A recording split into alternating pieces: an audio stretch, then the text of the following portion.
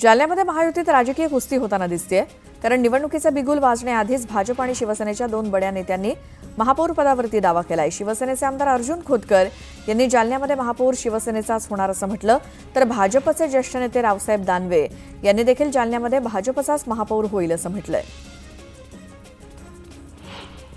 राज्याच्या सर्वांगीण प्रगतीसाठी प्रत्येक खात्यानं 100 दिवसांचा कृती आराखडा तयार करून ठोस कामगिरी करण्याचे निर्देश मुख्यमंत्री देवेंद्र फडणवीस यांनी गुरुवारी दिले। या आराखड्यात लोककेंद्रित आणि तंत्रज्ञानाच्या माध्यमातून जनतेला लाभ मिळणाऱ्या योजना आदींचा समावेश असावा आणि राज्याचं नाव देशात अग्रेसर असावं असा दृष्टिकोन असावा असं फडणवीसांनी स्पष्ट केलं।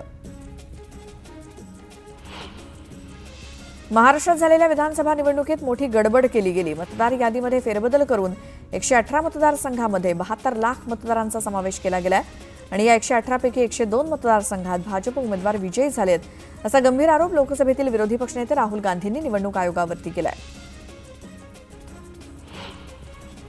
काँग्रेस पक्ष येत्या 26 जानेवारीपासून देशभरात संविधान बचाव पदयात्रा काढणार आहे। याबाबत माहिती देताना काँग्रेसचे सरचिटणीस वेणुगोपाल म्हणाले की पहिला महात्मा गांधींवरती आणि दुसरा राजकीय प्रस्तावावरती काँग्रेस 2025 मध्ये संघटनात्मक सुधारणा कार्यक्रम सुरू करणार असून प्रत्येक स्तरावरील नेत्यांची क्षमता कसून तपासली जाईल।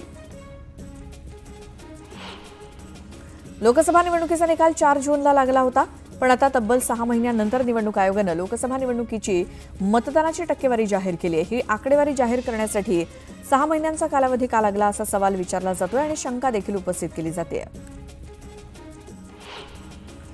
जळगाव लोकसभेच्या खासदार स्मिता वाघ यांच्या कन्येचा विवाह नुकताच पार पडला। सोहळ्याच्या पार्श्वभूमीवर स्वागत समारंभाचा कार्यक्रम आयोजित करण्यात आला होता। मुख्यमंत्री देवेंद्र फडणवीसांसोबत अन्य नेत्यांनी देखील उपस्थिती लावली। जळगावच्या भडगाव तालुक्यातील पिंपरी हाट येथील तलाठ्यासोबतच खासगी व्यक्तीला 3,000ची लाच घेताना कारवाई करण्यात आली। जमिनीवरील हक्कसोड तसंच पत्राची नोंद आणि सातबारा उतारे देण्याच्या मोबदल्यात लाच मागितली होती। पुण्याच्या इंदापूर तालुक्यातील निमगाव केतकी येथील सुवर्णयुग गणरायाची 3 दिवस भरणारी यात्रेची सांगता मोठ्या उत्साहात झाली। मंदिरासोबतच गावातील रस्त्याच्या दुतर्फा आकर्षक विद्युत रोषणाई करण्यात आली। आपल्या लाडक्या बाप्पाचं यात्रेनिमित्तानं दर्शन घेण्यासाठी भाविकांनी मोठी गर्दी केली। पंढरपूरच्या कासे गावात यल्लमा देवीच्या यात्रेनिमित्तानं जय्यत तयारी करण्यात आली। आमदार समाधान आवताडेंनी यात्रेच्या तयारीचा आढावा घेतला। मुंबई कृषी उत्पन्न बाजार समितीत भाजीपाल्याची आवक वाढल्यामुळे बाजारभाव नियंत्रणात आलेत।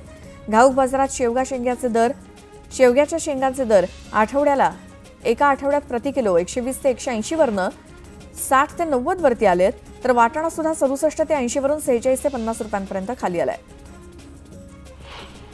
नव्या वर्षाच्या स्वागतासाठी बाहेर पडणाऱ्या प्रवाशांची गैरसोय टाळण्यासाठी 31 डिसेंबरला रात्री मध्य आणि पश्चिम रेल्वेवर लोकलच्या अतिरिक्त फेऱ्या चालवण्यात येणार आहेत। या अतिरिक्त सेवांची वेळ लवकरच जाहीर केली जाईल असं अधिकाऱ्यांनी सांगितलं असून चर्चगेट, मरीन लाईन्स आणि गिरगाव स्थानकावरती अतिरिक्त बंदोबस्त तैनात करण्यात येणार आहे। 10वी आणि 12वीची परीक्षा यंदा 10 दिवस आधीच होणार आहे। आतापर्यंत मुंबई विभागातनं 10वीच्या 4 लाख तर 12वीच्या 3 लाख विद्यार्थ्यांनी अर्ज दाखल केलेत। या परीक्षांच्या नियोजनासाठी शिक्षण मंडळ आढावा बैठका घेत असून परीक्षांची तयारी अंतिम टप्प्यात आल्याचं सांगण्यात आलंय। चालू वर्षात महामुंबईसोबतच देशातील 7 प्रमुख शहरांमध्ये आतापर्यंत 5,68,000 कोटी रुपयांच्या घरांची विक्री झाल्याची माहिती समोर आली आहे। घरविक्रीच्या उलाढालीत लक्षणीय वाढ नोंदवली गेली असली तरी प्रत्यक्ष विक्रीत मात्र 4% घट झाली आहे। छत्रपती शिवाजी महाराज टर्मिनसवरून सुटणाऱ्या मध्य रेल्वेच्या वंदे भारत एक्सप्रेसला प्रवाशांचा लक्षणीय प्रतिसाद मिळतोय। एप्रिल ते डिसेंबर या कालावधीत या ट्रेनच्या आसन क्षमतेच्या तुलनेत प्रवासी संख्या 102% इतकी नोंदवली गेली। पंतप्रधान नरेंद्र मोदी यांच्या हस्ते भूमिपूजन झालेल्या ऑरेंज गेट ते मरीन ड्राईव्ह या भुयारी मार्ग प्रकल्पात मुंबई पोर्ट ऑथॉरिटीनं खोडा घातलाय। या प्रकल्पासाठीच्या जागेच्या मोबदल्याचा तिढा सुटलेला नसून MBPSकडनं भाडे करारानं ही जागा घेण्याची अट MMRDA पुढे ठेवण्यात आली आहे। नवी मुंबई आंतरराष्ट्रीय विमानतळावरनं विमानाच्या पहिल्या टेकऑफची डेडलाईन हुकण्याची शक्यता आहे।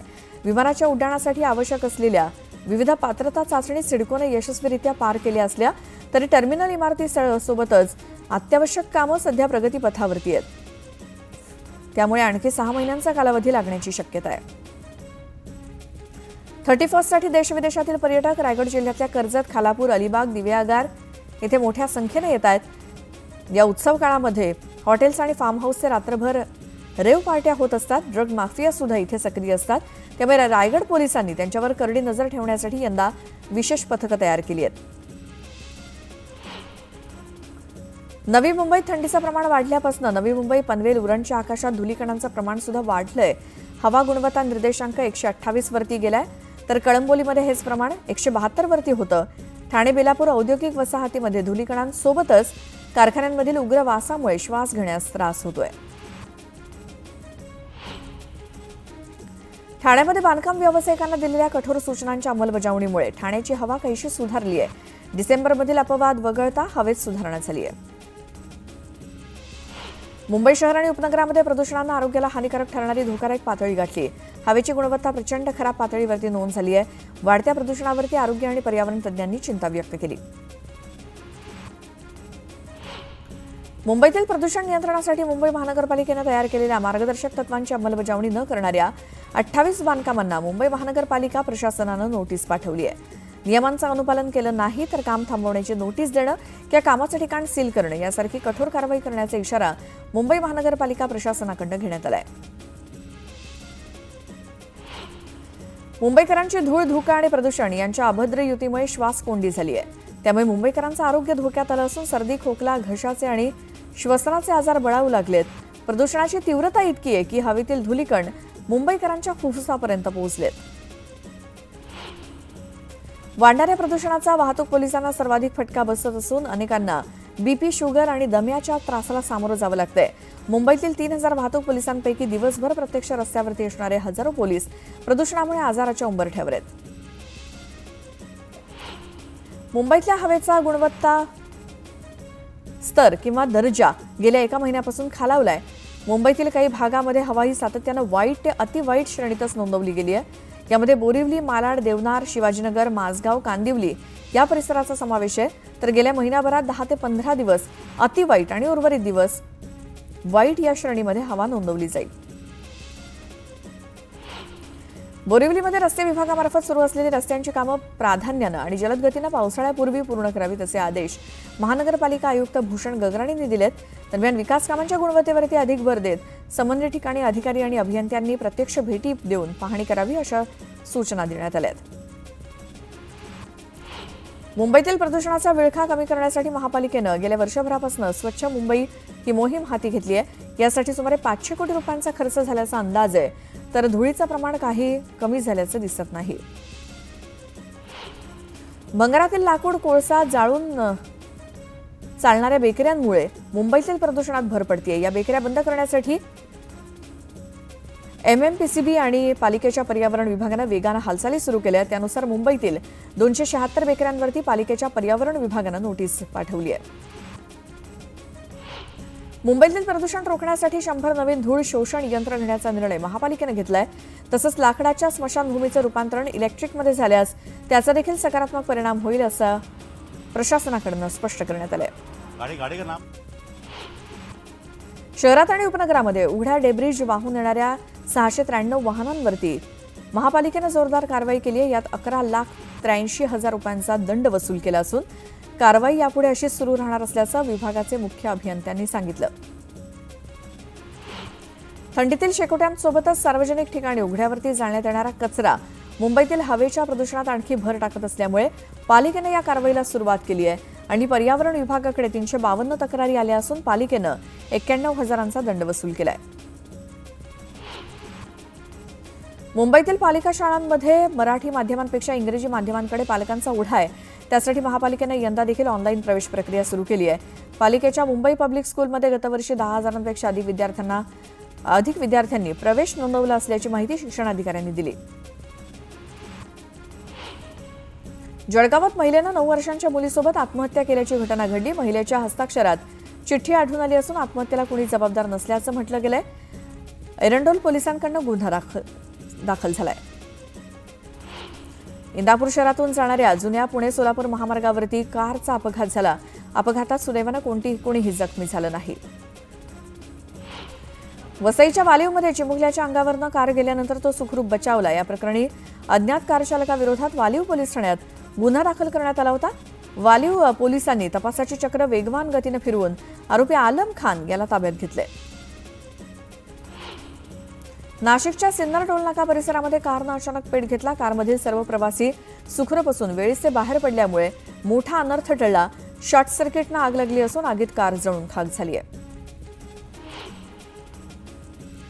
जालन्यातील परतूर येथील बागेश्वरी साखर कारखान्यात काम सुरू असताना स्फोट झाला. या स्फोटामध्ये 2 जण गंभीर जखमी झाले असून रुग्णालयात उपचारासाठी त्यांना दाखल करण्यात आले.